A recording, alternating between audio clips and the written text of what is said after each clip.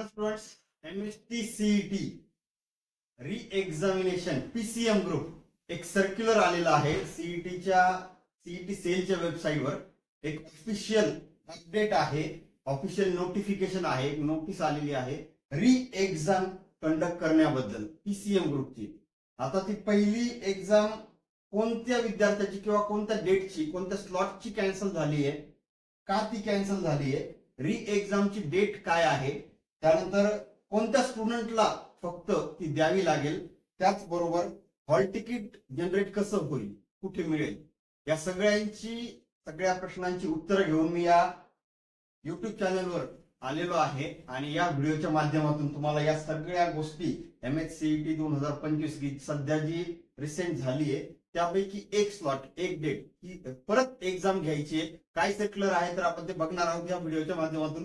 Video सुरू करण्यापूर्वी माझ्या युट्यूब चॅनलला म्हणजेच अक्षय's व्ह्यू पॉइंट या युट्यूब चॅनलला सबस्क्राईब करून ठेवा, कारण सीईटीच्या रिझल्ट पासून तर ऍडमिशन होईपर्यंत आणि ऍडमिशन झाल्याच्या नंतर सुद्धा एक्झाम फॉर्म वगैरे कसे फिल करायचे सगळी एज्युकेशनल इन्फॉर्मेशन, सीईटी सेलचे नोटिफिकेशन या युट्यूब चॅनलवर मी घेऊन येणार आहे. तर कनेक्टेड राहा या चॅनल बरोबर अक्षय's व्ह्यू पॉइंट. व्हिडिओ आपण सुरू करूयात. सगळ्यात पहिले तर सीईटी सेलची वेबसाईट जी आहे, ठीक आहे, cetcell.mahacet.org या वेबसाईटला जरी आपण गेलात तरी सुद्धा हे पेज ओपन होईल. सर्क्युलर कुठे आलंय ते बघा, ही वेबसाईट आहे. इथं इम्पॉर्टंट नोटीस मध्ये इथं सुद्धा एक हायलाइट होती, पहा लाईन रिगार्डिंग री एक्झामिनेशन ऑफ सीईटी. थोडस खाली स्क्रोल करा तुम्ही तर इथे सब्जेक्ट दिलेला आहे, पहा, ठीक आहे. हा जो सब्जेक्ट दिलाय पब्लिश डेट आहे आणि पुढे डाउनलोडचं साईन आहे. थोडस झूम करतो मी. हा, ते बघा, हे जी सब्जेक्ट इथं दिलाय त्यांनी इम्पॉर्टंट नोटीस असं हेडिंग दिलंय. रिगार्डिंग द री examination of MST CET 2025 PCM group conducted on 17 April 2025 असं त्याला हेडिंग दिलंय. इथे पुढे पब्लिश डेट आहे 30 एप्रिलला हे नोटिफिकेशन आलेलं आहे. त्यानंतर पुढे डाउनलोड, थोडस अजून झूम करतो मी.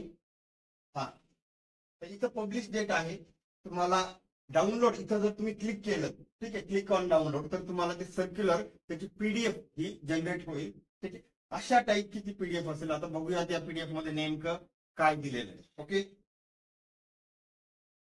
आता हे जे सीईटी सेल आहे, सीईटी पोर्टल आहे, त्यावर एक जाहीर सूचना म्हणून असं आलेलं आहे. तर दिनांक 27 एप्रिल 2025 रोजी घेण्यात आलेल्या MST CET 2025 PCM ग्रुपच्या फेर परीक्षेबाबत म्हणजे री एक्झामिनेशन बाबत, ठीक आहे. आता ही जे आहे दिनांक 30/4 म्हणजे 30 एप्रिल 2025 रोजी आता रिसेंटली अपडेट झालेलं सर्क्युलर आहे. बघूयात आपण हे सर्क्युलर नेमकं काय आहे. आता हे बघा, इथं दिलंय त्यांनी शैक्षणिक वर्ष 2025-26 करता राज्य सामायिक प्रवेश परीक्षा कक्षामार्फत घेण्यात आलेली MST CET 2025 ही परीक्षा दिनांक 9 एप्रिल ते 27 एप्रिल या कालावधीमध्ये पार पडली, ठीक आहे.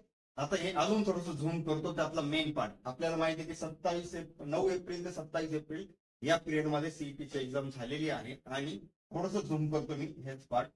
हा, सदर परीक्षेदरम्यान 27 एप्रिल 2025 रोजी सकाळच्या सत्रात, ठीक आहे, मॉर्निंग सेशन झालेल्या परीक्षेमध्ये उमेदवारांना गणित विषयाशी संबंधित तांत्रिक अडचणी उद्भवल्याबाबत उमेदवारांनी ईमेल, पत्र, तिकीट सिस्टीम, दूरध्वनी, प्रत्यक्ष सीईटी कक्षास भेट देऊन पालक किंवा म्हणजे कॅन्डिडेट किंवा स्टुडंटनी आक्षेप किंवा तक्रार नोंदवल्या आहेत. उमेदवार पालक यांच्या तक्रारीची दखल घेऊन तसेच उमेदवारांचे शैक्षणिक हित लक्षात घेता पुढील निर्णय घेण्यात येत आहे. म्हणजे काय झालं की 27 एप्रिलला मॉर्निंग सेशन मध्ये काहीतरी technical error, technical issue, technical अडचण, तांत्रिक अडचण असं म्हटलं, पण टेक्निकल काहीतरी इश्यू असल्यामुळे बऱ्याचशा पॅरेंट्सनी, बऱ्याचशा स्टुडंटनी ईमेल किंवा रिटर्न मध्ये एखादं पत्र लिहून हे MST CET सेलला कळवलं किंवा प्रत्यक्ष भेटले ते आणि ते तक्रार कळवली. तर त्या तक्रारीमुळं ही जी सर्क्युलर आहे किंवा हे जे PCM ग्रुप रिलेटेड सर्क्युलर आहे ते CET सेलला काढावं लागेल. ओके, आता बघा यामध्ये त्यांनी 5 पॉइंट दिलेले आहेत. ते 5 पॉइंट काय आहेत बघा. दिनांक 27 एप्रिल 2025 रोजी सकाळच्या सत्रात घेण्यात आलेली परीक्षा रद्द करण्यात आली आहे.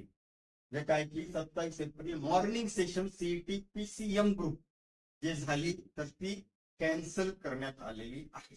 ओके, असं सर्क्युलरचा पहिला पॉइंट आहे. सेकंड, त्याचप्रमाणे दिनांक 27 एप्रिल रोजी सकाळी परीक्षा ज्यांनी दिली आहे, ज्या स्टुडंटनी, अशा परीक्षेकरता उपस्थित सर्व उमेदवारांची फेर परीक्षा म्हणजे री एक्झामिनेशन 5 मे 2025 रोजी घेण्यात येणार आहे.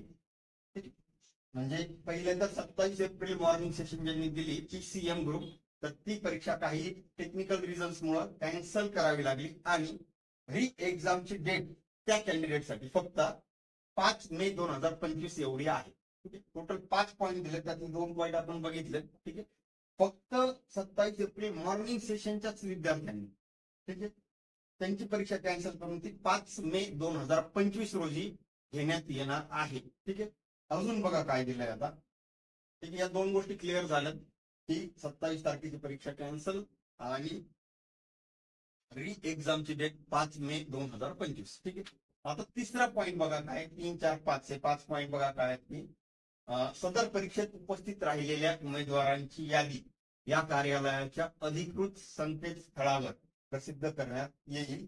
या यादीमध्ये नाव असलेल्या उमेदवारांना फेरपरीक्षा देणे अनिवार्य असेल. सदर फेरपरीक्षेचे प्रवेश पत्र उमेदवारांना त्यांच्या लॉग इन मध्ये उपलब्ध करून देण्यात येईल. याचा अर्थ काय की स्टुडंटची लिस्ट जी आहे की ज्या स्टुडंटला परत एक्झाम द्यायची री एक्झाम, त्या स्टुडंटची लिस्ट ही पब्लिश केली जाईल ऑफिशियल वेबसाईटवर. तर मग ती वेबसाईट तुम्हाला बघावं लागेल सीईटी सेलची.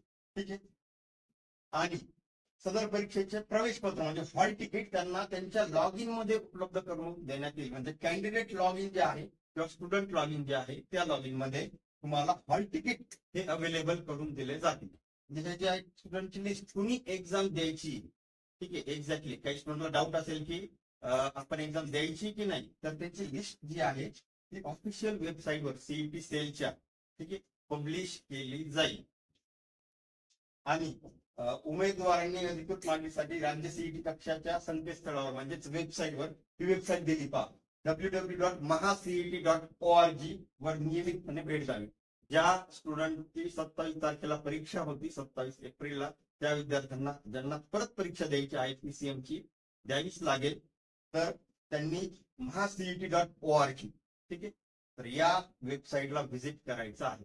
ठीक आहे, आता तुमच्या मनात जे काही क्वेश्चन्स असतील, काही डाऊट्स असतील, ते डाऊट्स कदाचित असे असतील की री एक्झामचा पॅटर्न कसा असेल, तर जो तुम्ही दिलाय पॅटर्न सेमच असेल. ठीक आहे, किंवा पेपरची लेवल इझी असेल, डिफिकल्ट असेल. आता इथं असा क्वेश्चन आहे की काही स्टुडंट म्हणतील की या विद्यार्थ्यांना अभ्यासाला अजून थोडासा जास्त वेळ मिळाला किंवा त्या विद्यार्थ्यांना माहिती आहे की क्वेश्चन पेपर कशा स्वरूपाचे पॅटर्न आहे, क्वेश्चन्स कशा स्वरूपाचे येतील. हा सगळा आता डिस्कशनचा पार्ट ऑलरेडी स्टुडंटला माहिती आहे. किंवा मग सेंटर, हा तुमच्या सेंटरचं डिस्टन्स तुमच्या घरापासून जर लांब असेल, ऑलरेडी तुम्ही तिथे एकदा गेलात, परीक्षा दिलेली आहे, तुमचे पॅरेंट्स वेटिंगला बाहेर 3 तास 4 तास होते, त्यांनी आता परत या सगळ्या गोष्टी करायच्या का, तर असे सगळे क्वेश्चन तुमच्या मनामध्ये असतील. तर आता डिस्कशन करण्यात मला असं वाटतंय की काय डिस्कशन करून बाकीचा तुमचा वेळ वायाला घालवण्यापेक्षा अभ्यासासाठी तो वेळ युटिलाइज करा. ह्या ज्या गोष्टी आहेत डिस्कशनच्या सीईटी सेल तुमच्या वेबसाईटवर, ऑफिशियल वेबसाईटवर किंवा लॉग इन मध्ये हे अपडेट करत राहील, तर तुम्हाला आता कंपल्सरी ती एक्झाम री एक्झाम द्यायचीच आहे 5 मे ला. ठीक आहे, तर असं ते सर्क्युलर आहे. जास्तीत जास्त विद्यार्थ्यांपर्यंत ही माहिती पोहोचवा, जेणेकरून 27 एप्रिलला ज्या कोणी एक्झाम दिली असेल त्यांना परत री एक्झामचा चान्स आलाय तो मिस व्हायला नको आणि त्यापासून कोणी वंचित राहायला नको. ठीक आहे, सगळ्यांनी ते एक्झाम द्यायला पाहिजे. ठीक आहे, आता कम्प्लीट सर्क्युलर आपण इथं रीड केलेला आहे. तर जास्तीत जास्त एज्युकेशनल अपडेटसाठी कनेक्टेड राहा माझ्या युट्यूब चॅनलला अक्षय व्ह्यू पॉइंट. थँक्यू.